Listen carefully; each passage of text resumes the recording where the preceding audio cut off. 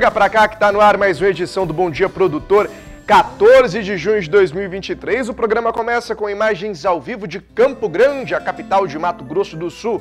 Céu fechado na manhã de hoje, choveu bastante durante a madrugada e a expectativa é que a chuva continue ao longo do dia. A temperatura registrou queda acentuada desde ontem, segunda-feira. Hoje os termômetros marcaram a mínima de 8 graus e a máxima chega só na casa dos 13 graus aí durante o dia. É assim que a gente abre o Bom Dia Produtor, com a temperatura caindo por aqui no Mato Grosso do Sul. No programa de hoje nós vamos falar sobre as expectativas para o Plano Safra, que deve ser lançado ainda nesse mês. Como forma de garantir o sustento ao recurso que ainda está em andamento, o governo federal liberou créditos extras aos produtores rurais, mas um novo anúncio deve acontecer até o final de junho. Você também vai saber o que pode impactar no agronegócio brasileiro a decisão da União Europeia em não importar produtos ligados ao desmatamento em 2025. O assunto é destaque aqui na nossa programação. Nós também falamos nessa edição do Bom Dia Produtor sobre a valorização do DDG, resultante da fabricação do etanol de milho, que se consolida a cada ano no espaço da nutrição animal. E hoje à noite, a partir das 20 horas, pelo Canal do Boi, você confere o encerramento do De Olho na Fazenda Santa Helena Nelore Tanque, grande com oferta e aí de um mega leilão para você. Oferta de vacas e touros Nelore PO. É a sua chance de fazer bons negócios pelas lentes do SBA. Cotação, bons negócios, atualização de mercado, as melhores e principais informações que movimentam o agro dentro e fora do Brasil, você só tem agora no Bom Dia Produtor.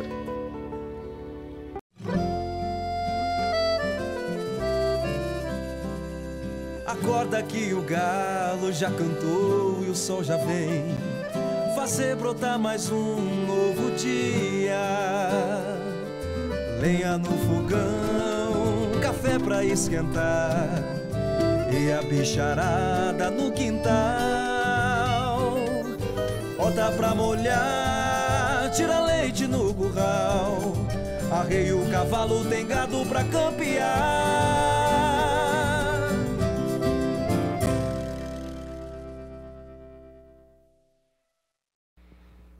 São 8 horas e 9 minutos pelo horário de Brasília. Muito bom dia para você que está chegando aqui no Canal do Boi. Já começo essa edição do Bom Dia Produtor indo para a cotação do boi gordo com a apuração da Scott Consultoria. É claro que você já sabe, mas não custa lembrar, são preços para uma boiada comum, à vista e livres de fundo rural, começando pelo sudeste do nosso país, com preços mínimos. Triângulo Mineiro tem queda, viu? Registrada na manhã de hoje de R$ 5,00.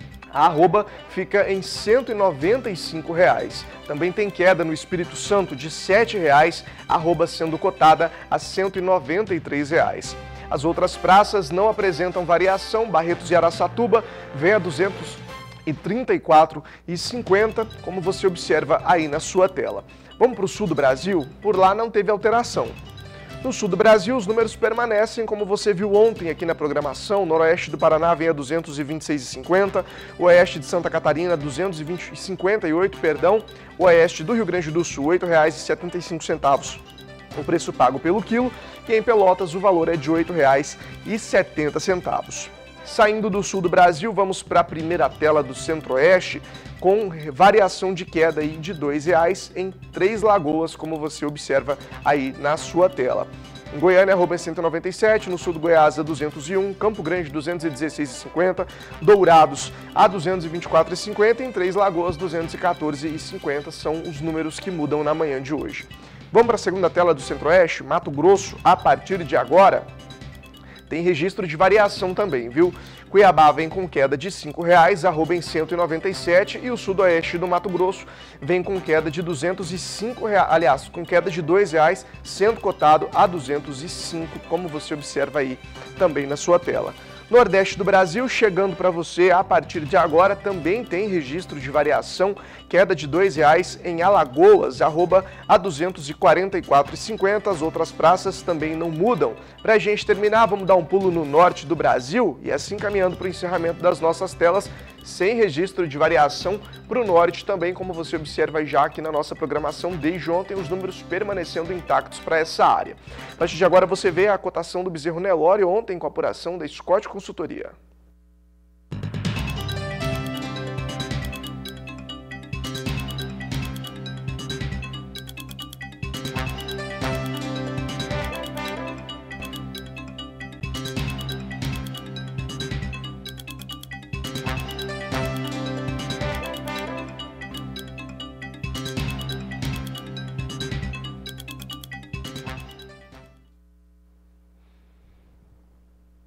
8 horas e 12 minutos, horário de Brasília. Você vai ver agora que em São Paulo o governo do estado realiza a Operação SP Sem Fogo. Começou agora em junho e segue até o mês de outubro.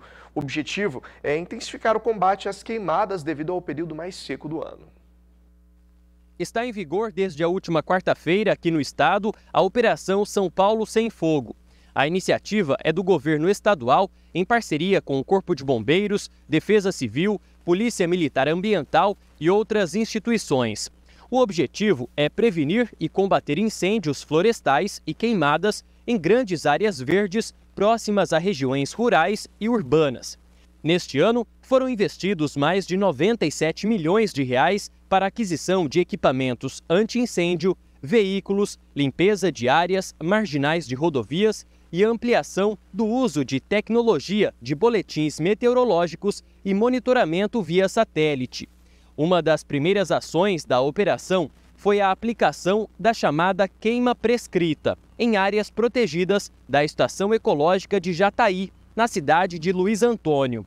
A técnica consiste em utilizar o fogo de forma controlada em pequenos trechos, sob supervisão das equipes técnicas, para que as chamas consumam a matéria orgânica da superfície, reduzindo o material combustível e, consequentemente, evitando a propagação de labaredas durante incêndios de grande intensidade. A Operação São Paulo Sem Fogo é realizada durante o período mais seco do ano, que vai de junho a outubro. De Araçatuba, São Paulo, Gustavo D'Angelo. Cada vez mais valorizado, o DDG, grãos secos de destilaria, resultante da fabricação do etanol de milho, consolida ano a ano o espaço da nutrição animal.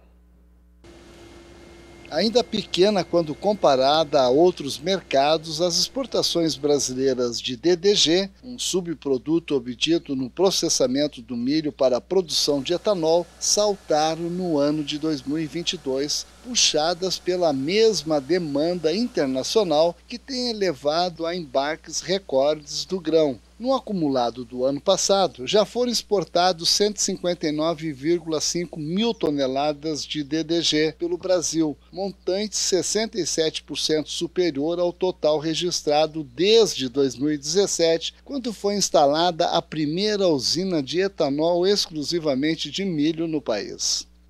O etanol de milho é visto como um grande agregador de valor.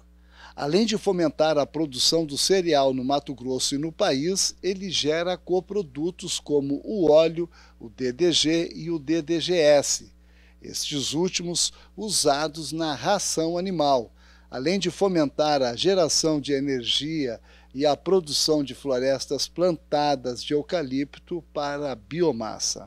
Para cada tonelada de milho processada, são produzidas na média 300 quilos de DDG, 430 litros de etanol e 15 litros de óleo, variando de usina para usina. Pecuaristas de Mato Grosso avaliam positivamente o crescimento do setor e consideram o uso do DDG de milho como um alívio para o bolso.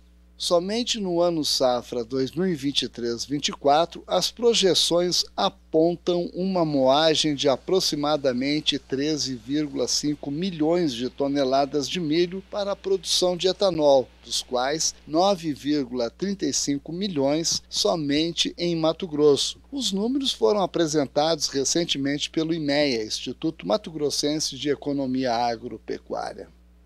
De Sinop, no norte de Mato Grosso, Valdir Pacheco. O Superior Tribunal de Justiça confirmou a dispensa de registro do endosso das cédulas de produtor rural, as CPRs, em cartório de registros de imóveis no domicílio do produtor.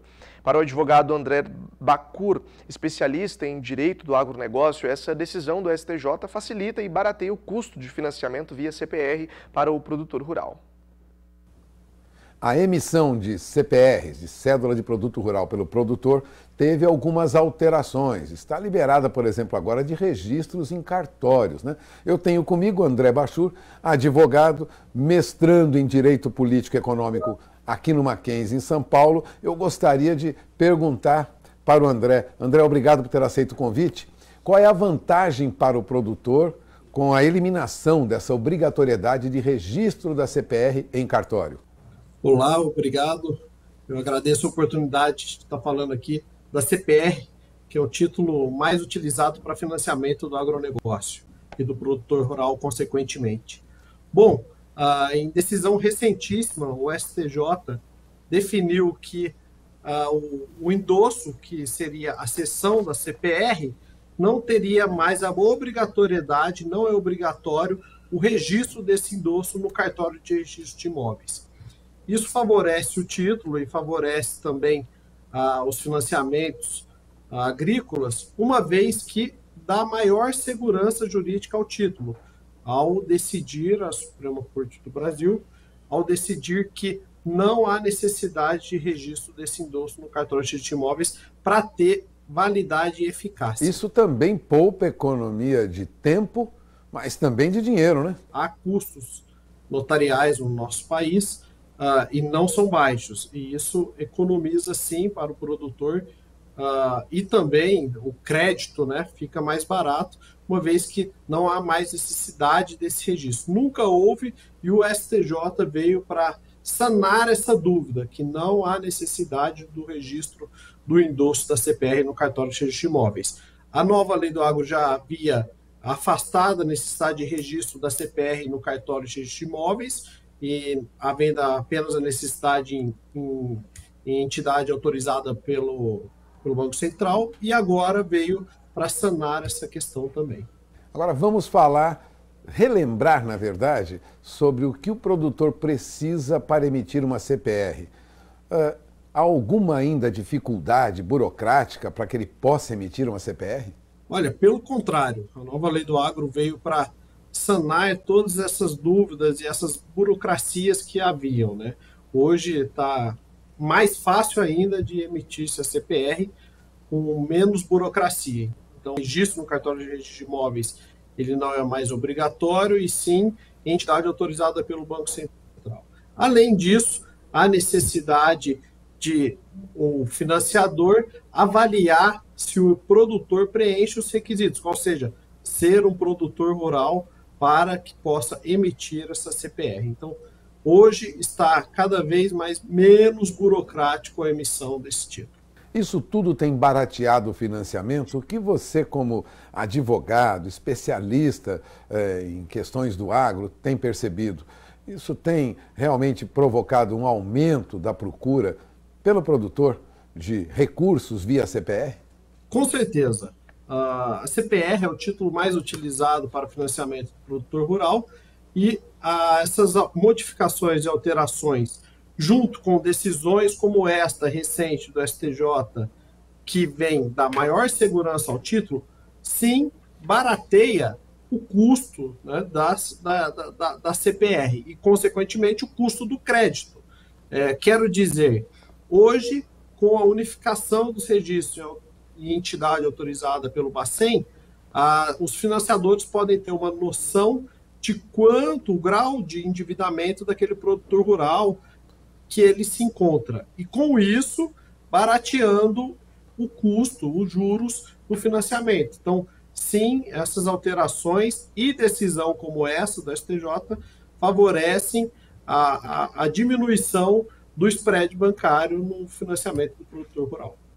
Bom, você acaba de ouvir o advogado André Bachur, lembrando, né, mestrando em Direito Político e Econômico da Universidade Mackenzie, que esclarece, né? CPR agora, a emissão de CPR ficou muito mais fácil para o produtor. Agradeço a entrevista do André Bachur, Walter Puga Júnior, de São Paulo. E agora é hora de saber quais são os touros da semana do Genética BR. As informações com o leiloeiro rural Gabriel Borges.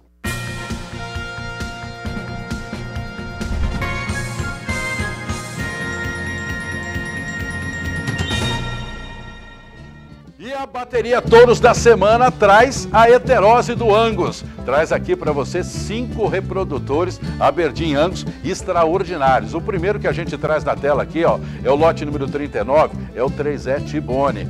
Aí na sequência tem um touro também espetacular, que é o lote número 110, que é o S2 Baxter. Olha que máquina, olha que touro aí muito rústico, né? Um touro extremamente adaptado. E temos também mais touros, tem mais 3 reprodutores excepcionais que ficam à disposição a preço promocional até domingo, que está aqui na tela, lote 625, que é o EPV espartano. Na sequência, nós vamos trazer um touro que é nome difícil, mas é um espetáculo de reprodutor, que é o Colpas BSB Enchanter, que é o nosso lote 644. E aí, na sequência, finalizando a bateria Angus para você, nós temos o tiro certeiro, que é o Varilek Kill Shot, que é o nosso lote número 711. Então tá aqui, ó, aproveita, não perca as oportunidades, lembra das regras, pedido máximo por touro é o de 100 doses, pedido mínimo para você gozar os descontos na ação Touros da Semana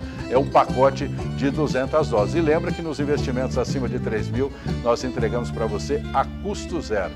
Um grande abraço e nos acompanhe na grade de programação do SBA.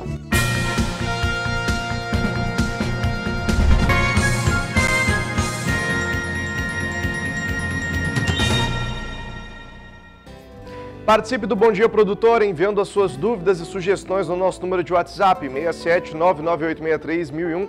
Não esquece o seu nome completo e a cidade de onde você está falando. De repente quer encaminhar uma foto aí do amanhecer na sua propriedade, manda para cá que a gente vai exibir na programação do Bom Dia Produtor.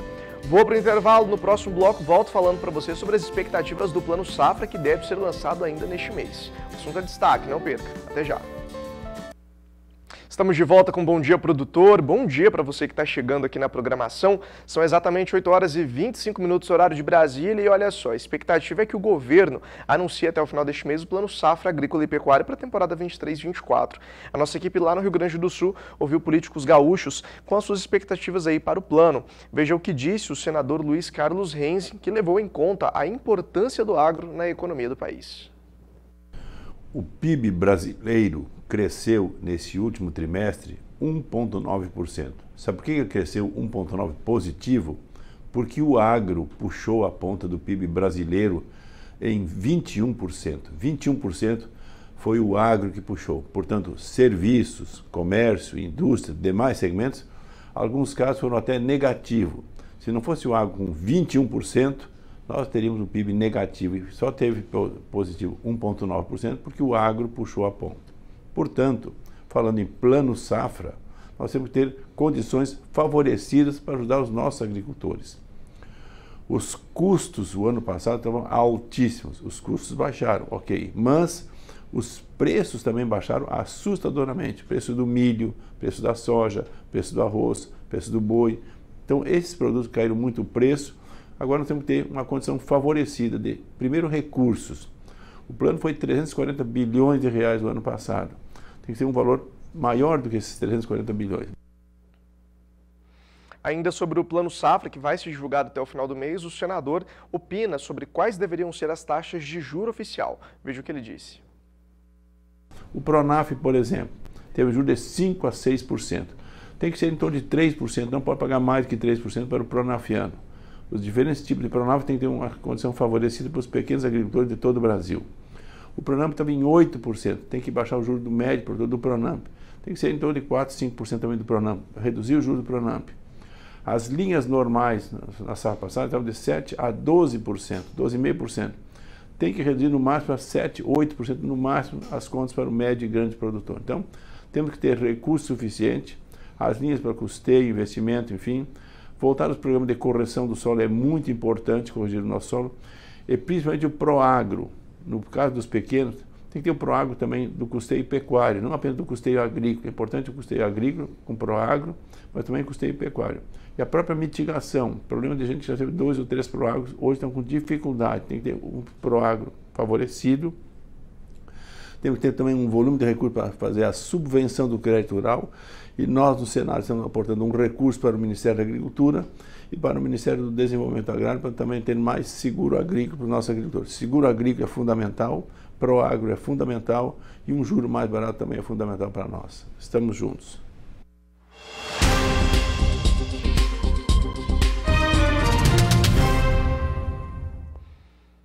Na hora de falar da previsão do tempo, com a Júlia Marques trazendo os destaques aqui no Agroclima. Júlia, bom dia para você. Bom dia, Vinícius, e bom dia a todos que nos acompanham. A massa de ar seco segue mantendo o tempo firme em boa parte do país, especialmente em áreas do sertão e do agreste nordestino, o que mantém o potencial para aumento dos incêndios. No sul gaúcho, o tempo firme segue predominando e o frio persiste também, especialmente na campanha. Enquanto isso, tem previsão de chuva nas demais áreas do país, com destaque ainda para o centro-sul, devido à atuação da frente fria, mantendo ali a condição de chuva forte e volumosa entre Santa Catarina, Paraná, São Paulo e Mato Grosso do Sul. E atenção, produtor, porque o excesso de chuvarada pode sim atrapalhar as atividades de colheita. Falando agora das temperaturas, o frio continua se destacando e avançando por áreas do centro-sul. Só que mais para o lado do centro-oeste do que para o sudeste, como vemos nessa mancha aqui em azul no mapa. A temperatura máxima prevista é de apenas 13 graus em Passo Fundo e 24 em Araçatuba. Em Cristalina e em Viçosa pode fazer 26, enquanto que a máxima prevista é de 28 graus em Tefé. Vinícius, volto com você.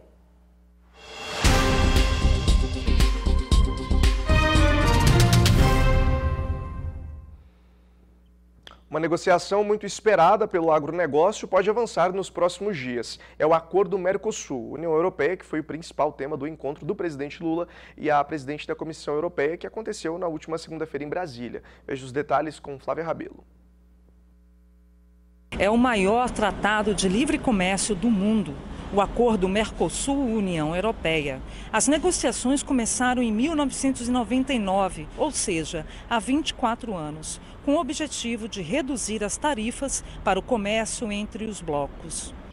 A União Europeia constitui o segundo maior parceiro comercial do Brasil e nossa corrente de comércio poderá ultrapassar este ano a marca de 100 bilhões de dólares. Para o Mercosul, o ponto importante é a parte agrícola, com mais acesso a mercados. O acordo também vai ampliar o grau de liberalização do comércio, de serviços, como telecomunicações e financeiros, remoção de barreiras para o comércio eletrônico, desburocratizar e reduzir os custos no comércio entre as duas regiões e diminuir entraves sanitários. O acordo, quando estiver implementado, vai retirar tarifas de 92% dos produtos que o Mercosul embarca para o bloco europeu. Em pronunciamento à imprensa, a presidente da Comissão Europeia, Ursula von der Leyen, anunciou recursos da União Europeia para o Brasil, proteção da Amazônia e um projeto piloto de hidrogênio verde. A União Europeia vai investir 10 bilhões de euros na América Latina e no Caribe, e este é só o começo, porque isso vai ser complementado por investimento privado e pelas contribuições dos Estados-membros. Nós debatemos vários tópicos e eu gostaria de refletir a respeito de alguns deles. Em primeiro lugar, o desafio global em que estamos unindo forças, que é a luta contra a mudança climática. A União Europeia é o segundo maior parceiro comercial do Mercosul, com 14% das exportações do bloco, atrás da China, com 29%, e à frente dos Estados Unidos, com 11%. Segundo a Secretaria de Comércio Exterior, SESEX, em 15 anos, o acordo pode incrementar um valor entre 85 bilhões e 125 bilhões de dólares à economia brasileira. De Brasília, Flávia Rabelo. Repórter Caio Rodrigues acompanhou o encontro técnico da ATEG, Assistência Técnica e Gerencial da Bovinocultura de Leite, realizada pela Federação da Agricultura e Pecuária de Mato Grosso do Sul. O evento faz parte das ações de assistência técnica que difunde informações e tecnologias para produtores assistidos interessados no conhecimento do setor leiteiro. O primeiro encontro técnico da ATEG, Bovinocultura de Leite do Senar, é um evento dentro da semana do Dia Mundial do Leite, um evento que faz parte das ações de assistência técnica, que é de difusão de tecnologia e informação para os produtores rurais. De 2022 para 2023, o leite produzido no estado de Mato Grosso do Sul foi menor. Entre os fatores, produtores deixando a atividade, migrando para a agricultura. A questão das altas dos insumos também influenciaram. A gente teve uma queda na produção, no entanto, os produtores que permaneceram na atividade, eles tendem uma melhora na produtividade, ou seja, estão se profissionalizando, tanto com o auxílio da assistência técnica, com as capacitações disponíveis, para aumentar a sua produção ali por vaca, aumentar a sua produtividade por área. Produtores que permanecem na atividade relatam que Mato Grosso do Sul já teve destaque no setor leiteiro, mas que ultimamente a situação não segue animadora. É preciso aumentar a escala de produção. O governo precisava de dar alguns incentivos e alguns exemplos para nós. Por exemplo, eu cito sempre que deviam ter fazendas modelo, com dias de campo mensalmente, porque o produtor, quando vê, ele acredita mais. Quando ele escuta, ele esquece. A maior parte dos produtores hoje são os assentados, né? São os pequenos produtores de leite. Um outro problema que a gente vê muito nos produtores é principalmente a parte de gestão. Não tem gestão nenhuma, então é preciso capacitar primeiro na gestão para produzir leite, porque senão não adianta produzir leite. Durante o evento, foi abordado que a adoção de boas práticas de gestão permite que o produtor consiga otimizar produtividade e lucratividade ao mesmo tempo. Necessidade de ser feita uma boa gestão, né, de todos os fatores nutricionais, genéticos, né, e econômicos da propriedade. Então a Agraer tem atuado nos 79 municípios do estado. Nós temos uma equipe de técnicos que atende a esse público, em especial a questão da produção de forragem, né? Para que a gente possa diminuir a sazonalidade de produção, para que o produtor possa desafiar seus animais a expressarem o maior potencial genético deles, né? Que é a base de tudo nessa cadeia de produção. De Campo Grande, Kaile Rodrigues. Vamos agora até Sinop, interior do Mato Grosso, a capital do Nortão, para conferir a agenda de eventos da Ricardo Nicolau Leilões. Você já sabe que quem aparece por aqui todos os dias é o Adrano Edival Filho, que já está a postos na manhã dessa quarta-feira. Meu amigo, muito bom dia para você, seja bem-vindo.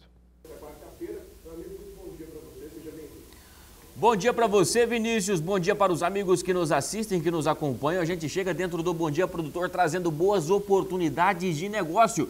Neste final de semana nós já temos lá Camparino com uma oferta de reprodutores de altíssimo nível. A gente tem Nelore padrão, a gente tem Nelore mocho, a gente tem uma oferta de gir e nós temos também uma oferta muito especial de Cindy, senhoras e senhores. Isso mesmo. Cindy, a Camparino vem trazendo para nós neste sabadão e você, amigo, é o nosso convidado. Eu já quero aproveitar e trazer para você o pool de imagens. Traz para nós lá, por gentileza, o pool de imagens da Camparino. Você dá uma olhada nela no todo, você dá não é esse pool, não, é o outro. Você dá uma olhada no visual dela lá, coordena lá, Gil, ajeita lá. Para você dar uma olhada nela como um todo, né? Para você dar uma olhada nessa torama que realmente vem esbanjando no show. O seu Zé Humberto aí, desde quando o mundo é mundo, seleciona Nelore, né, e faz uma seleção de extrema qualidade. Um cara muito criterioso, boiadeiro mesmo, gosta de coisa boa e realmente vem trazendo uma torama excepcional. Eu quero salientar para você que nós teremos aí, a partir no decorrer do dia, né, assim que forem chegando os lotes, eu vou mostrando para você os lotes de forma individual aí, os reprodutores que vão ser ofertados.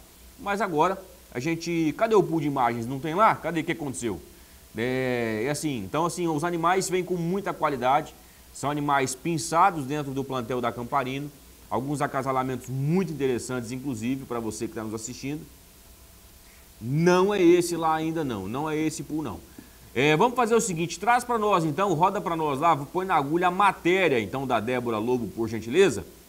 Coloca lá para nós a matéria da Débora Lobo na agulha e a hora que ela estiver no jeito, vocês me dão um alô aí para a gente chamar a matéria lá que ela fez juntamente com o seu Zé, foi a Débora, foi a Débora e o Pedro lá para Camparino, fizeram um trabalho muito bonito, um trabalho fantástico, pegaram um pouquinho da essência do senhor José Humberto Vilela, pegaram a essência da família, um trabalho de seleção de muitos e muitos anos realmente, e assim, é aquilo que eu estava falando e brincando nas participações, né? Se o Nelore tem um Papa, o Papa é o Zé Humberto Vilela, que vem fazendo um trabalho fantástico realmente à frente deste Nelore.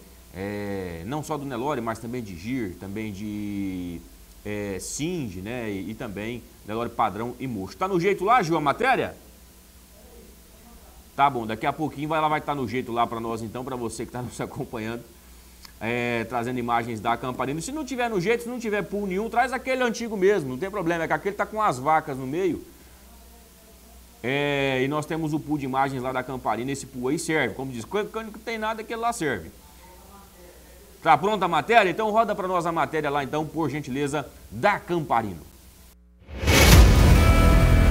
A pecuária é igual você preparar para a Olimpíada. Se você achar que tá bom e para de treinar, você não sai nem na foto no ano seguinte. Né? Com uma responsabilidade gigantesca, a Fazenda Camparino impacta a pecuária nacional, contribuindo para o melhoramento genético. Eu tenho a honra de pisar nesse solo abençoado, orgulho de dizer que é mato-grossense e um prazer, é claro, de bater um papo e poder conversar com o seu José Humberto Vilela Martins. O senhor construiu um relacionamento com os clientes, tem a admiração de muitos criadores pelo trabalho que o senhor desenvolveu ao longo desses anos. É uma trajetória até chegar aqui, né? Foi muito longa, Débora. Eu comecei a me envolver com criação da raça Nelore em 63 e estou aqui até hoje, eu estou fazendo 60 anos. Né? Comecei em Goiás, depois eu vim para cá e trouxe o gado junto. Lá em Goiás, minhas áreas eram menores, meus filhos estavam já virando homem e eu senti que eu tinha que expandir para caber todo mundo, né? E resolvi fazer as trocas, né? Fui vendendo lá e comprando aqui. Quando foi que o senhor começou a se tornar essa referência que o senhor é hoje? Não sou essa referência que vocês estão falando, não, mas a gente começou a aparecer. Eu agradeço muito ao Cláudio Carvalho, foi meu mestre, meu orientador, foi a base do meu gado. Ele teve a primeira expogenética, né? Em Uberaba, ia ter a primeira expogenética. Ele me ligou falando: Zé, eu marquei aqui um leilão para nós no encerramento da expogenética. Você vai topar, você pensa aí e me dá a resposta. Ele não, já está pensado. Eu não brinquei com ele, falei: na sua garupa eu vou do fim do mundo. Né? E foi onde eu comecei, isso deve ter uns 13 anos, 14. Daí para lá a gente ficou conhecido em termos de Brasil, né? Que antes era mais regionalizado. Eu fiz um trabalho assim, focando naquilo que a pecuária, que eu acho que a pecuária precisa, né? Eu falo, o zebu tem bastante experiência, mas de gado de corte é bem mais, que desde o dia que eu comecei a entender por gente, lidando com gado de corte. E procurei fazer um Nelore que eu achava que serviria para o criador de gado de corte, que a função disso tudo é frigorífico, né? Eu prezei muita carcaça. Eu acho que o boi tem que ter carcaça, ser um boi mediano, um boi não muito alto, nem pequenininho, ser um gado médio bem grosso, bem coberto de carne. Isso aí foi meu foco. E nunca desprezei do racial, que eu acho que se você cria uma raça, tem que parecer com a raça que você cria, né?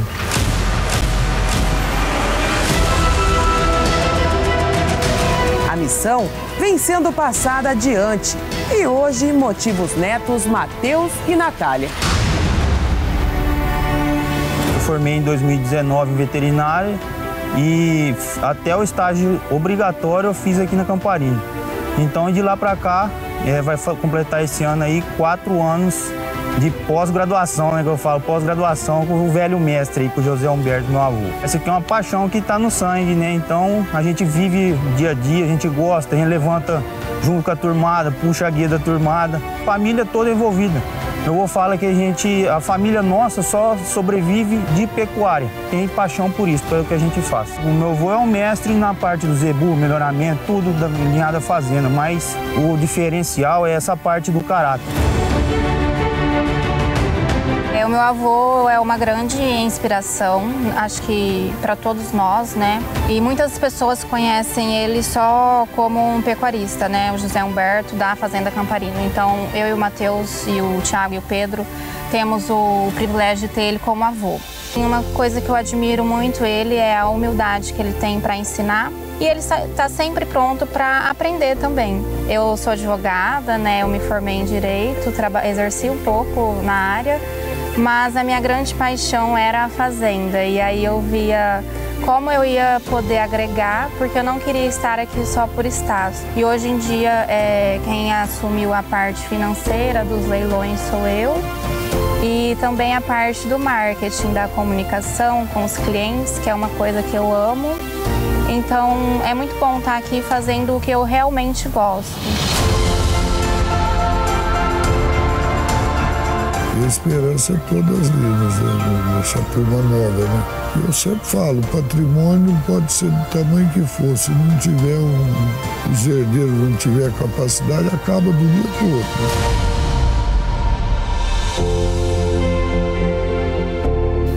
De um grande homem, sempre tem uma grande mulher. E aqui na Fazenda Camparino, a dona Edilza cuida da rotina da fazenda e da família com maestria. Dona Edilza sempre está dando suporte, cuidando de todos com muito amor e carinho, né? Sempre. Não é só os familiares aqui de dentro da casa, não, dos funcionários. Todos os meus amigos que vêm aqui são bem recebidos. E a senhora ama essa cidade, ama essa fazenda? Tá doido, aqui é meu lugar. Aqui é meu lugar, aqui eu recebo meus amigos. Eu adoro. Eu adoro aqui na fazenda, mas também não interfiro nenhum em gado. Mas a coordenação do restante é da senhora. Pode deixar que eu dou conta. Ele é a cabeça e eu sou o corpo. E junto pra sempre, até morrer. Não aceito ficar longe, não. A mãe foi companheira a vida toda. Tem uma parte muito importante nisso. O alicerce, né? Você é apaixonado. A gente, 60, 50 e tantos anos de casado, tem que ser, né?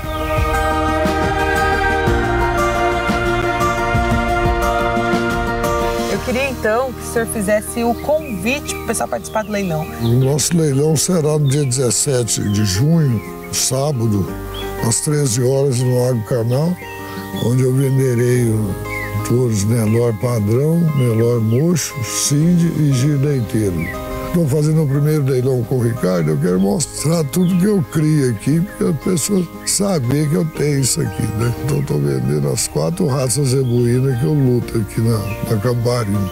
Conto com a audiência de todos, né?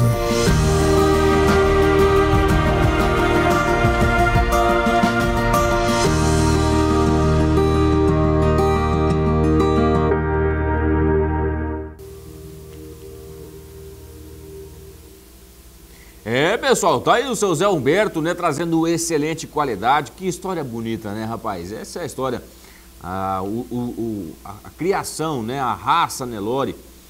Na verdade, não só a raça Nelore, mas a criação de gado, ela tem muito isso. Essas histórias de gente batalhadora, de gente realmente pioneira, como é a história do senhor Zé Humberto Vilela. Fica aqui no município, a fazenda dele fica no município de Cáceres ali. E aquilo que ele estava falando antes, né? Um cara que vive de pecuária. É uma família que vive de pecuária e que realmente produzem muita qualidade, como você vai acompanhando aí. Então, peça catálogo, ordem de entrada, vídeo dos lotes, esteja antenado e municiado para fazer bons investimentos nos telefones que vão aparecendo no rodapé do vídeo. Você, amigo, é o nosso convidado para estar mantendo contato conosco aí, tá certo? Assim encerro por aqui. Vinícius, um forte abraço a você, a toda a sua equipe e para quem sempre acompanha a gente dentro do Bom Dia Produtor. Até mais. Tchau, tchau. Valeu, obrigado pela sua participação, excelente dia para você. Lembrando aí pro pessoal de casa que tem mais informações no nosso portal sba1.com. Vou por intervalo, mas antes quero lembrar que a transmissão do programa está sendo feita pelo nosso Facebook, também pelo canal do Boi.com, estamos na NET, claro, e ainda na Sky TV para você ficar por dentro aí das melhores informações do agro. No próximo bloco você vai saber o que pode impactar no agronegócio brasileiro, a decisão da União Europeia em não importar produtos que são ligados ao desmatamento em 2025. Até já! A aprovação de uma lei pelo Parlamento da União Europeia contra importações de produtos ligados ao desmatamento não respeita o Código Florestal do Brasil. É que o Código brasileiro prevê desflorestamento legal de partes das propriedades rurais. Diante desse desrespeito às leis brasileiras, a mais rigorosa do mundo, uma importante associação do agronegócio brasileiro reagiu. O setor também acredita ser capaz de cumprir as linhas gerais da nova norma, mas discorda da sua eficácia para evitar derrubadas de matas. A diretora de Relações Internacionais da CNA, Suemi Mori, explica como essa lei antidesmatamento pode impactar nas exportações brasileiras. Na semana passada foi publicado no Diário Oficial da União Europeia o texto final da legislação antidesmatamento. Essa regulação faz parte da política Green Deal do bloco europeu. A CNA já vem acompanhando há um tempo, o texto final já tinha sido acordado há alguns meses atrás, mas agora ele foi oficialmente publicado. O que essa legislação ela faz? Ela coloca pré-requisitos e critérios para a entrada e comercialização de produtos agropecuários no bloco europeu. É importante falar da comercialização porque a gente não está falando só de importação, ou seja, a legislação também vale para os países do bloco. Por isso que o termo usado na regulação é comercialização. Essa legislação ela alcança neste momento 7 cadeias, então são soja, carne bovina e couro, borracha, óleo de palma, café, soja, madeira e móveis. O que ela coloca como requisito? Ela coloca 3 requisitos para a entrada de produtos e comercialização no bloco europeu. O primeiro é que eles não podem ser originários de áreas desmatadas após 30 de dezembro de 2020. O segundo, que eles têm que comprovar o cumprimento das legislações relevantes locais. Então, ele fala de trabalhista, social, indígena, um bloco de legislações locais. E o terceiro, que este produto deve ser acompanhado de uma declaração de diligência devida, que eles chamam de Due Diligence Statement. Essa questão da diligência devida é um processo, na verdade. Parece que é um statement ou só um papel, mas ele é o final, essa declaração é o final de todo um processo de diligência devida que a legislação pede. Além disso, o texto, essa regulação, ela vai classificar os países por grau de risco. Então, tem um capítulo que fala que países serão classificados em alto risco, risco padrão, o standard, e baixo risco. O que isso influencia? Influencia na diferença do critério. Então, assim, se o país for classificado como high risk, os requisitos e as exigências serão maiores do que um país classificado como baixo risco. Alguns pontos nos preocupam muito aqui na CNA. É claro que a gente está acompanhando há um tempo, estamos trabalhando com os setores.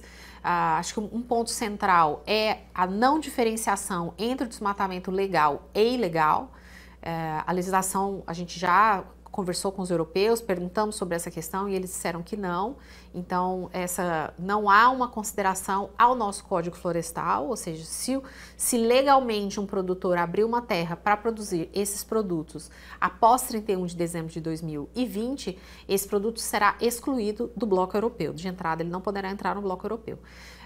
A segunda é essa classificação dos países, né? Porque os critérios colocados para classificar os países, eles não levam em conta o grau de diferença de desenvolvimento entre as nações. Então, ele fala de, além da taxa de desmatamento, um outro requisito vai ser a taxa de expansão agrícola do país. Ou seja, países como o Brasil, Indonésia, Malásia, que têm uma história de desenvolvimento diferente da história, por exemplo, dos europeus, nesse quesito eles serão extremamente prejudicados. E outra questão também, é claro, a preocupação que a gente tem com o potencial aumento de custo ao produtor. Porque a preocupação que a gente tem não é no cumprimento dos requisitos. Sabemos que a agricultura brasileira, a agropecuária brasileira é extremamente sustentável em termos de práticas. A preocupação que a gente tem é com o custo da comprovação. Então, se vai ser certificação, não vai ser certificação, vai precisar botar uma terceira pessoa no meio, não vai precisar, documentação, georreferenciamento. Então, esse custo que a gente chama de custo do report, para reportar isso até chegar naquela declaração que eu falei da diligência devida, há um potencial de aumento de custo para o produtor. E claro que, nesse caso, o maior prejudicado será o pequeno e o médio produtor, e não o grande. Então, essa é uma outra questão que a gente também tem preocupação. No final do texto da legislação, a gente está falando agora de 7 cadeias, né? Aquelas que eu falei inicialmente. Mas o texto já prevê a ampliação de cadeias numa revisão da legislação. Então, ela obriga que seja feita essa avaliação de impacto e que seja considerada a ampliação de cadeias e ampliação de biomas, porque hoje a gente está falando de floresta, né? Em termos de cadeias mais impactadas, a preocupação maior, por causa do volume representativo, é com café e com soja, né? Café, 51% do que a gente exportou no ano passado, o Brasil exportou no ano passado de café, teve como destino o bloco europeu, e da questão da soja não é nenhuma questão de representatividade de share, que no ano passado foi cerca de 14,5% da soja exportada pelo Brasil foi para a União Europeia, mas por causa do valor absoluto em si, a gente está falando de 8,8 bilhões de dólares que o Brasil vendeu de soja para os europeus.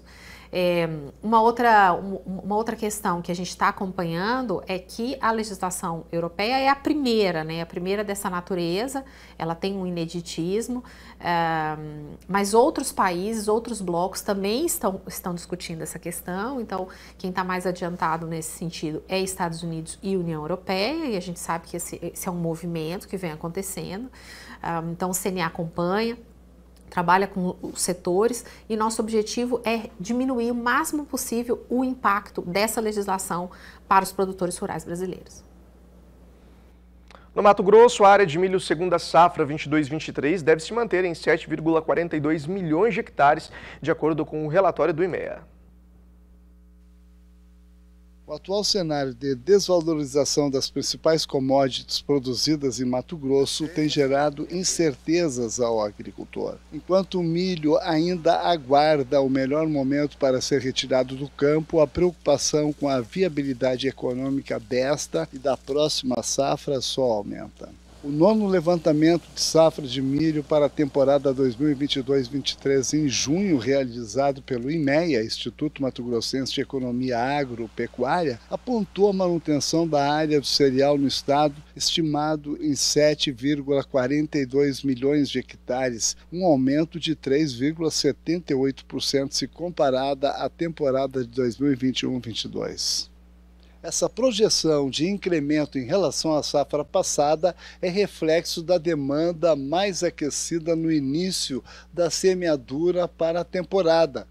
Quanto aos rendimentos, o IMEA reajustou a expectativa de produtividade da safra 2022-23 para 110,5 sacas por hectare, uma alta de 4,2% quando comparado com o último relatório, que era de 7,65% na comparação com a safra 2021-22. Esse cenário é reflexo do grande volume de áreas semeadas dentro da janela ideal, que é até o dia 26 de fevereiro, totalizando cerca de 80% das áreas de milho no estado. Além disso, foi observado um maior volume de chuva e uma melhor distribuição das precipitações neste ano em relação a 2022 na maior parte das regiões do estado, o que auxiliou no desenvolvimento vegetativo e reprodutivo do milho. Quanto à demanda da safra 2022-23, o IMEA aumentou a estimativa para 48,99 milhões de toneladas de milho, uma alta de 2,88% se comparado ao relatório de maio. O avanço foi pautado pela alta de 5,15% no consumo interno de Mato Grosso, devido à aplicação nas perspectivas de consumo de milho pelas usinas de etanol no estado. De Sinop, no norte de Mato Grosso, Valdir Pacheco. Vamos acompanhar agora o primeiro episódio, Grandes Criatórios Nelore CV. A equipe de reportagem mostra pra gente como estão os preparativos para a programação que começa no dia 19 de julho e se estende até o dia 31 com o De Olho na Fazenda, fechando com o leilão. Ao total, são 900 animais Nelore macho PO. Acompanhe.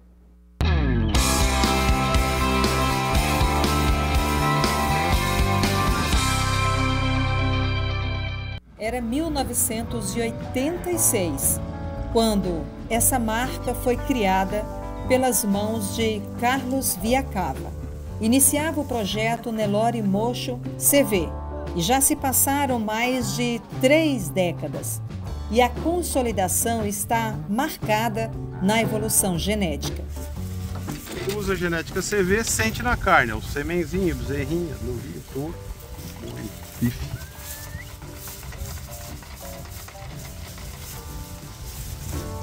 e tornou-se uma fábrica de melhoramento.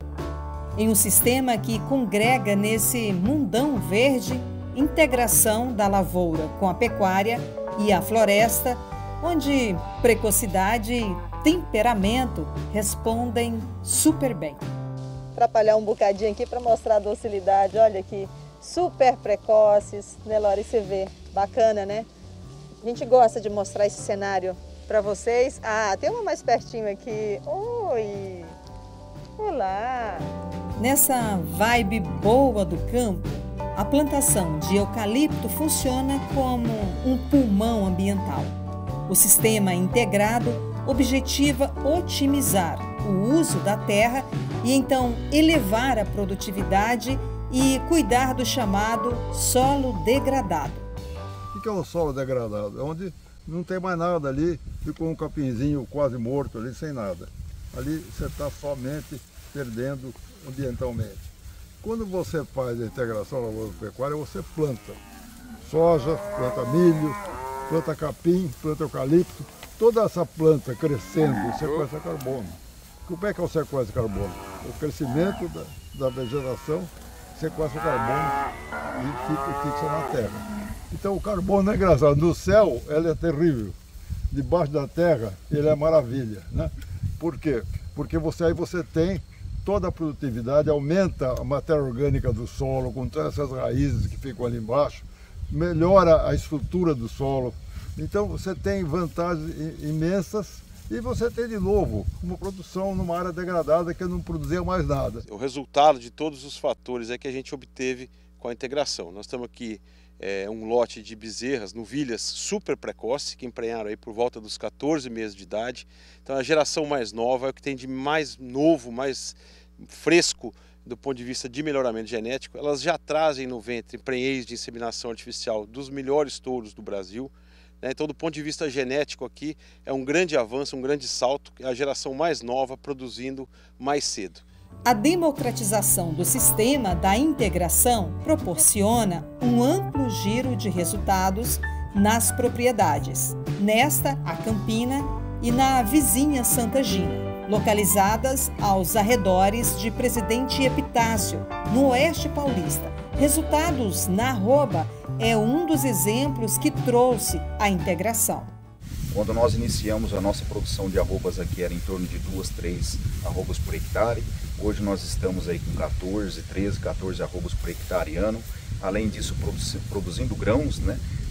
Diversificando as commodities, a gente comercializa soja, sorgo, milho, além de produzir todo o alimento que a gente precisa para a época da seca, para os animais que a gente comercializa em leilão, que são os animais que a gente precisa preparar durante um período para ficar melhor apresentado para comercialização. Toda essa produção de comida é feita aqui dentro da fazenda. Silagem de planta inteira, silagem de grão úmido, alimentos digestivos.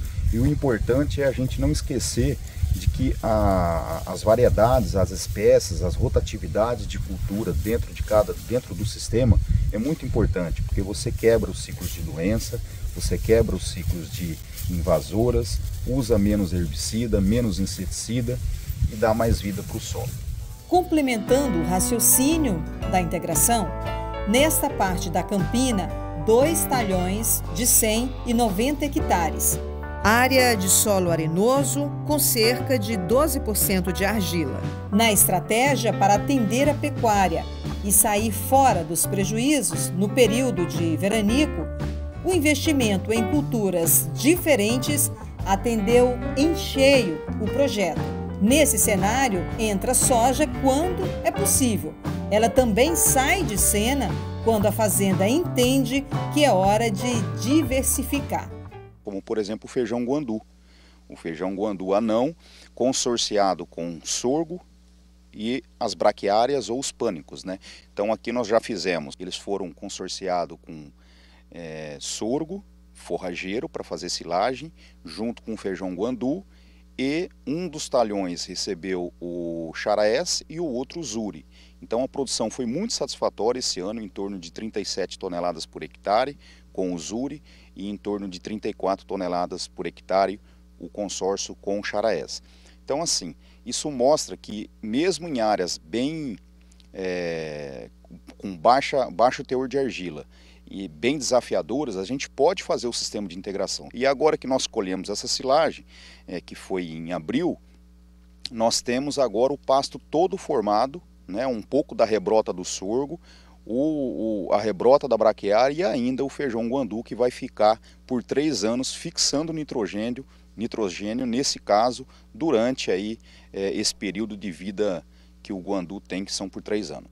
No próximo episódio, Grandes Criatórios Nelore CV, os touros que vão para o De Olho na Fazenda e leilão, dando um show de temperamento. Os preparativos para a programação especial e como é a seleção que multiplica o rebanho para atender o mercado da pecuária. A gente se vê em breve. Até mais.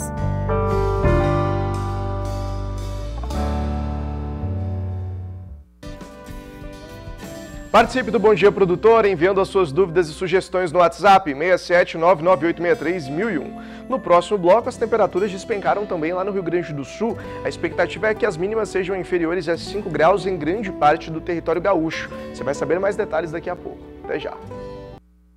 9h08, horário de Brasília. Muito bom dia para você que está chegando aqui na nossa programação.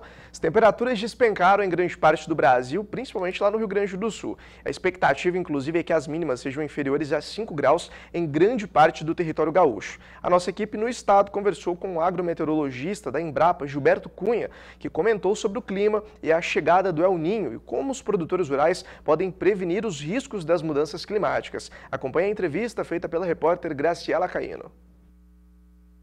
Olá, o canal do Boi do Rio Grande do Sul vai conversar agora com o Gilberto Cunha, ele que é agrometeorologista da Embrapa, e a gente vai falar sobre o frio, sobre a temperatura aqui no Rio Grande, que caiu muito nos últimos dias e a população tá com medo. Olá, Gilberto, tudo bem? Fala um pouquinho pra gente qual é as previsões agora para esse início de inverno. A gente está ainda na primeira quinzena de junho e um friozão aqui no Rio Grande do Sul, as pessoas estão com medo, né, desse frio. O que a gente pode esperar? É algo fora da média ou está tudo dentro da normalidade?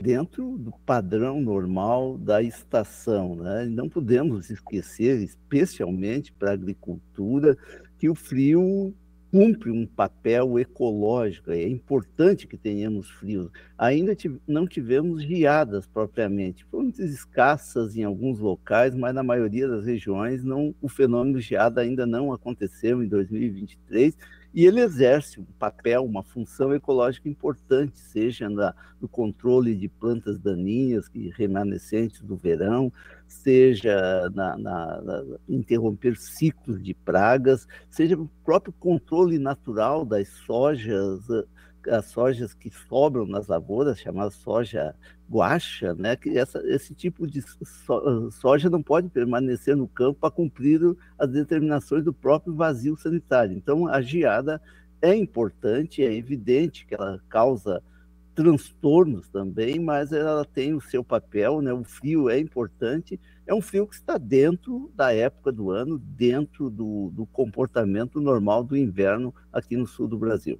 Bom, então exatamente falando sobre a questão das culturas, né? Algum risco para as culturas de inverno. Também vamos falar um pouco do El Ninho, né? Que é uma previsão aí de chegada do El Ninho.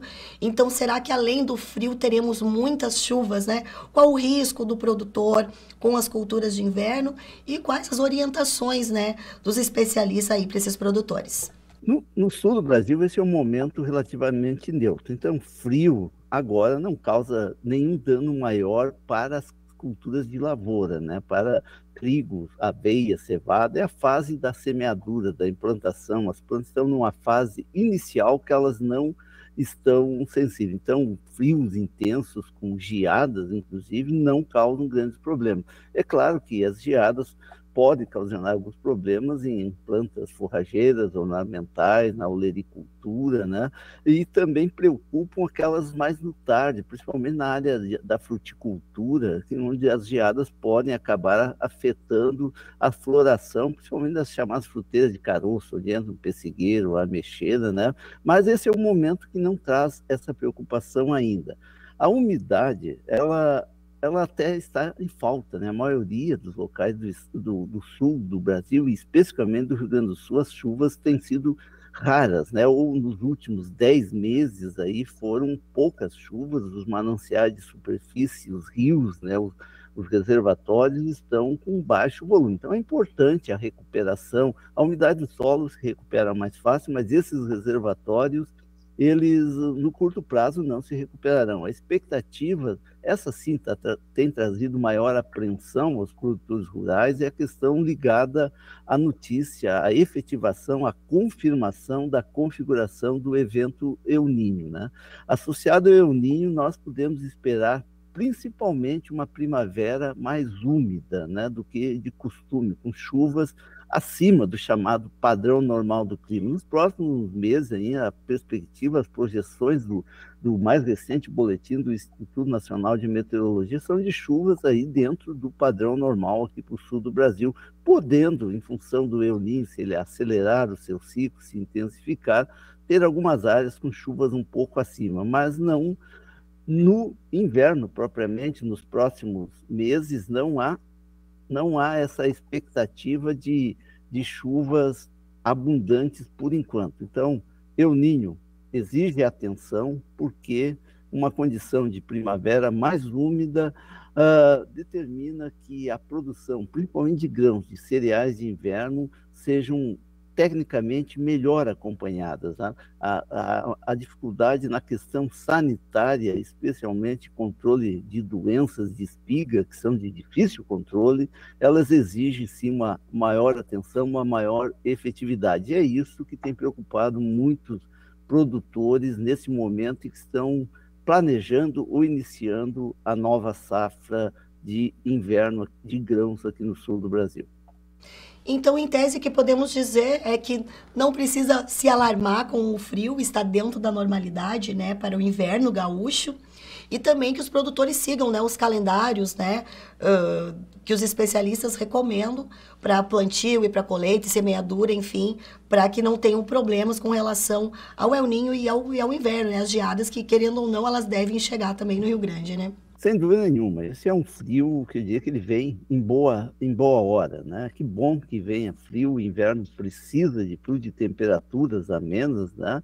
Não necessariamente geadas extremas, inclusive a projeção dos invernos, os anos de El Niño são invernos mais moderados, né? As temperaturas médias, isso não elimina a entrada de massa de ar polar aí depois das chuvas, depois das frentes frias, e a ocorrência com formações de geadas vastas, aí, de grande amplitude.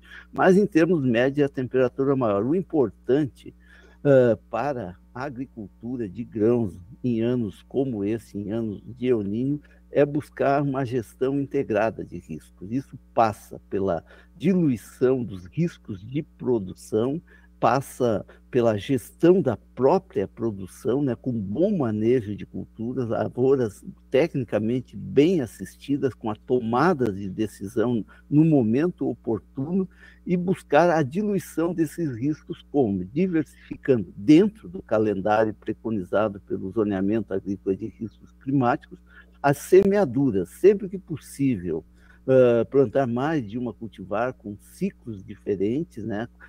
Diversificar o momento da semeadura, uma parte no início, no centro do período e outra no final, e, sem dúvida nenhuma, né, buscar a adesão a algum instrumento de seguridade agrícola, seja público, seja privado. O investimento elevado na atividade agrícola exige que se tome esse tipo de precaução, porque os riscos são seguramente para os cultivos de inverno maiores nos anos de El Niño, embora a expectativa para os cultivos de grãos de verão em anos de El Niño sejam extremamente favoráveis, né?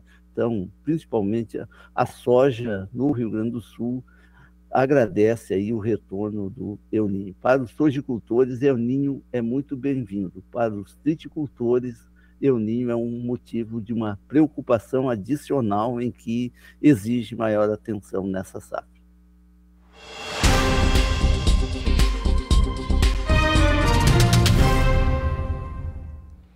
A gente continua falando de tempo por aqui. Júlia Marques está de volta no Bom Dia Produtor, trazendo mais informações sobre a previsão do tempo.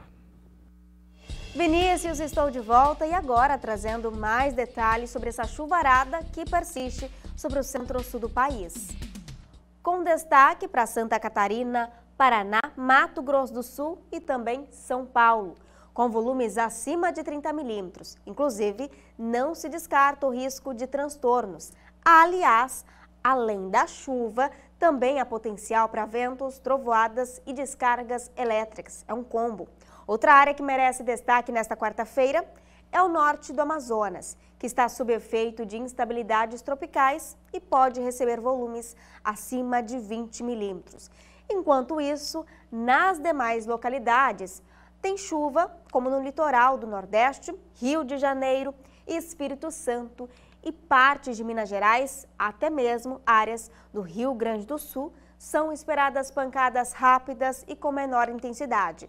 Já nas áreas mais claras do mapa, nada de chuva por enquanto. E olha só, vale até ressaltar que o tempo firme estará de volta em Rondônia, no Acre, metade sul do Amazonas e também no Pará. Agora vamos falar do frio, isso porque não se descarta a possibilidade de geada em partes do sul do país, como é o caso de Santana do Livramento, com mínima prevista de apenas 2 graus. Se comparado com os últimos dias, no entanto, o potencial de geadas no Rio Grande do Sul é bem menor nesta quarta. Isso porque a chuva volta a se espalhar por boa parte do estado. Quanto ao restante do país, o friozinho se espalha pelo centro-sul e chega até mesmo ao estado de Mato Grosso. A temperatura mínima prevista é de apenas 10 graus em Nobres. Somente áreas do norte e também do nordeste é que vão continuar com tempo abafado logo cedo, com mínima de 21 graus em Gravatá e 22 graus em Altamira. À tarde, a temperatura ainda não sobe muito nas áreas que vemos mais em azul aqui no mapa. Máxima de 16 graus em Novo Hamburgo, 18 em Presidente Prudente e 26 graus em Sorriso. Em Meriti, os termômetros ainda podem alcançar os 30 graus. E em Caraúbas, o calor segue intenso, com máxima aí prevista de 34 graus. Entre os dias 14 e 19 de junho, a previsão é de mais chuva sobre o centro-sul do país, com destaque para o Rio Grande do Sul, Santa Catarina, Paraná e São Paulo, e que são esperados volumes entre 40 e 120 milímetros sob efeito da frente fria. Essa chuva deve atrapalhar a colheita do café no Paraná de forma ali abrangente, mas faz a reposição da água no solo pensando no desenvolvimento do milho segunda safra e do trigo. Tem previsão de chuva também em áreas do Nordeste e do Norte, principalmente, com volumes que podem passar dos 40 milímetros na metade norte do Amazonas e em Roraima. No Sudeste, a frente fria só deve aumentar a chuva por enquanto no sul de São Paulo. Agora, nas demais áreas, as instabilidades ainda vão atuar de forma pontual, como é o caso da chuva mais isolada entre Rio de Janeiro, Minas Gerais e também o Espírito Santo. Nessas áreas, o volume de chuva deve ser inferior aos 30 milímetros em apenas 5 dias.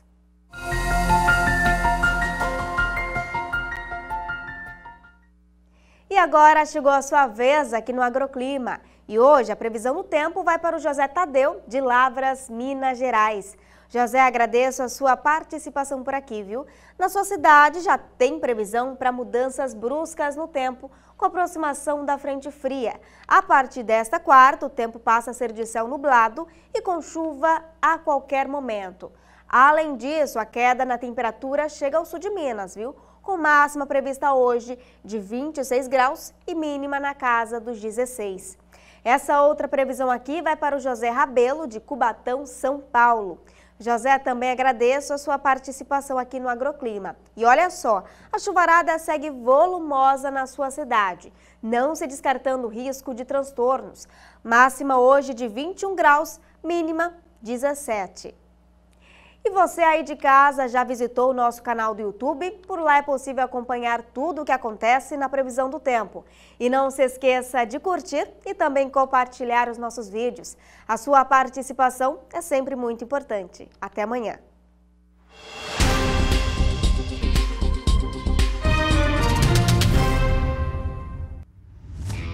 De 8 a 14 de junho, acontece o primeiro De Olho na Fazenda. Fazenda Santa Helena Nelore Tanque Grande. Serão ofertadas 150 vacas Nelore PO e 50 touros Nelore PO de alta qualidade e criados a pasto.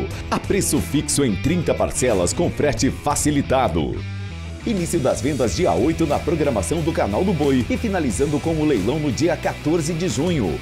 Mais informações, ligue 65 30 56 90 50. A realização é da MB Leilões e a transmissão é pelo Canal do Boi.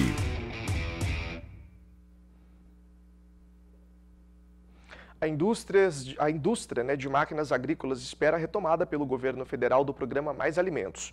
O programa é voltado à venda de equipamentos para a agricultura familiar e foi implementado pela primeira vez em 2008, durante o segundo governo do presidente Luiz Inácio Lula da Silva.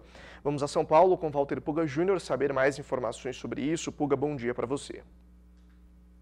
Bom dia a você, bom dia a todos. A indústria brasileira de máquinas agrícolas espera mesmo a retomada prometida pelo governo Lula do programa Mais Alimentos. Com isso, eles esperam aumentar a venda de máquinas, principalmente para os pequenos produtores, viu? A indústria de máquinas vê com bons olhos essa iniciativa do governo federal de retomar o programa Mais Alimentos. Ele é voltado especificamente, veja, a venda de equipamentos para a agricultura familiar. A expectativa é que o programa ofereça condições adequadas aos pequenos produtores para viabilizar o investimento em maquinário, com maior prazo de financiamento, carência, subsídio nas taxas, ou seja, juro mais barato. Segundo os fabricantes ouvidos por jornalistas, inclusive do Broadcast Agro, né, agência de notícias, nos bastidores aí da Bahia Farm Show, que terminou sábado agora, as montadoras avaliam que esse programa, se for ofertado no próximo Plano Safra, com vantagens competitivas, pode fomentar, pode ajudar as vendas desses equipamentos já neste ano, né? E você lembrou muito bem, viu, Vinícius? O governo sinaliza essa reedição, a retomada do programa Mais Alimentos, que foi criado lá atrás, em 2008, na segunda gestão do presidente Luiz Inácio Lula da Silva, e se conseguir manter essas condições mais atrativas aos pequenos produtores, lógico, isso vai ajudar muito a indústria. Veja a estimativa da indústria. E fique atento, produtor, porque esse financiamento pode interessar. Seriam contemplados por esse programa, se ele voltasse a ser implementado, tratores de baixa potência, tratores de 50 a 80 cavalos, cujo preço gira em torno de 180 mil, no máximo 280 mil reais, com cabine de tecnologia embarcada, ou seja, produtos bons. E algumas colheitadeiras da chamada classe 2, né, em torno de 700 mil reais. Isso ajudaria muito pequenos produtores. Na primeira versão do programa Mais Alimentos, foram comercializados, veja, 80 mil tratores no Brasil, sobretudo tratores pequenos, de 80 cavalos. Né? O programa está previsto para ser lançado agora no Plano Safra. Por isso, o produtor deve ficar atento ao financiamento, às possibilidades de adquirir máquinas novas. Isso deve ocorrer nas próximas 3 semanas. Mas veja, desta vez, o programa não será anunciado pelo ministro da Agricultura, mas sim pelo ministro do Desenvolvimento Agrário, Paulo Teixeira. Bom, as empresas como a Case, a CNH Industrial, né, que participaram da primeira versão do programa, esperam que a linha volte a ter essas condições especiais. E, né, a perspectiva é de 10 anos para pagamento, ou seja, prazo muito bom para o produtor. Bom, o que ocorre é que há várias empresas já interessadas nesse programa, Massey Ferguson, a AGCO, né? A fábrica voltada do grupo comercial da GCO, ou seja, nós temos todas as indústrias de máquinas agrícolas interessadas nisso. Né? O diretor de mercado de Brasil da New Holland, também do grupo CNH, está interessado, ou seja, há uma movimentação já das indústrias interessadas nesse programa. Por isso, o produtor deve ficar de olho, se esse programa for anunciado pelo governo, é possível melhorar o maquinário na propriedade com juros mais baixos. Agora vamos falar do que está acontecendo no mercado, porque neste momento o dólar opera em queda, veja, mais uma baixa, e o dólar fechou ontem numa queda, viu? Por que o dólar perdeu ontem, né? A inflação nos Estados Unidos veio dentro do esperado, e o dólar americano vai se mantendo aí nos mesmos patamares que nós vimos recentemente, com tendência de queda frente ao real. Aliás, ontem recuou frente a diferentes moedas do mundo, mas houve também na China uma baixa na taxa de juros. Isso trouxe aí o dólar mais fraco. Né? O dólar opera nesta manhã a R$ 4,85, tem uma queda leve de 0,18%, mas continua em baixa. Ou seja, o dólar já abre em queda, mais uma vez vai consolidando, isso é muito importante, valores abaixo de R$ 5,00. E o que acontece com a nossa bolsa enquanto isso, né? O mercado de capitais, que pode contribuir para aí o desenvolvimento da economia. Bom, a índice Bovespa encerrou ontem em queda de 0,5%, uma sequência de 7 altas seguidas, mas mesmo com essa baixa de 0,5%, a nossa bolsa, o mercado financeiro, o mercado de ações, opera ainda acima de 116 mil pontos. Veja, demorou para que nós tivéssemos uma forte recuperação na bolsa, mas ela ocorreu e está se mantendo apesar da queda de ontem. Agora, detalhe importante é o que ocorre lá fora com o dólar, né? Veja, eu acompanho aqui a evolução do dólar fora, e o dólar negociado fora do Brasil também vem em baixa lá. Então ele não perde só frente ao real, perde frente a outras moedas, continua com uma certa desvalorização lá fora. O índice dólar opera 102.660 pontos. Quem acompanha o nosso dia a dia no Bom Dia Produtor aí, sabe que a gente falava em 104 mil pontos, 105 meses atrás. Restante, e depois de alguma oscilação, continua em queda. Então o dólar perde valor lá fora, não só aqui. E a preocupação com o preço do petróleo. O que acontece com o petróleo? Bom, o petróleo nesse momento tem alta lá fora, uma alta de quase 1%, o petróleo tipo Brent sobe, mas não chega aos $75 o barril. E as informações dão conta de que mesmo com essa alta que está ocorrendo lá fora, no mercado futuro, o petróleo em alta, mas com valores mais baixos, deve continuar. E por que isso? Porque a demanda global por petróleo, ou seja, a demanda por energia, deverá desacelerar nos próximos 5 anos e atingir, no final da década, com a entrada dos veículos elétricos, uma demanda bem menor. Por isso, o petróleo tem perdido preço no mercado, embora hoje esteja em alta, mas uma alta que não vai muito além de $75 o barril. Nós já vimos petróleo a 85, a 90, no passado chegou até passar de 100, mas petróleo já tem um valor menor. Por isso, de olho na informação, os veículos elétricos ocupam mesmo o lugar dos veículos a explosão e, lógico, o petróleo perde valor com isso. Eu encerro por aqui, lembrando que durante a nossa programação você terá mais informações sobre a evolução dos negócios com as principais commodities agropecuárias, entre as mais negociadas no Brasil e no mundo, e a evolução dos negócios no mercado financeiro. Vinícius? Valeu, Puga. Obrigado pela sua participação. Um ótimo dia para você. E a você aí de casa, muito obrigado pela sua audiência. Bom Dia Produtor vai ficando por aqui. Amanhã, a partir das 8 horas, horário de Brasília, a gente está de volta com as melhores informações do agronegócio. Ótimo dia para você. Tchau, tchau.